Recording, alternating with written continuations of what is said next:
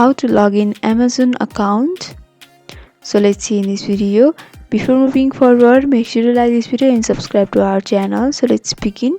First of all, you have to open up your preferred browser on your PC. After that, in the search bar, you have to click in search for Amazon.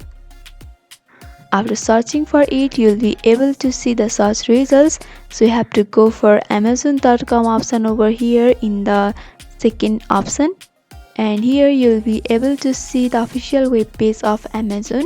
So in order to log into your account, you have to move the cursor to the top over here, and here's the sign in option, so you have to click on that. And here there is an option for entering your email or mobile number. You have to simply click on the text box and enter your email or mobile number.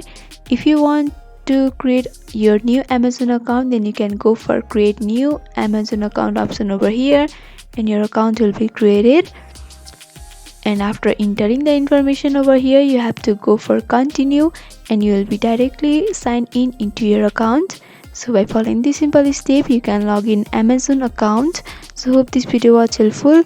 Don't forget to like, comment, share and subscribe to our channel for more videos like this. Thanks for watching.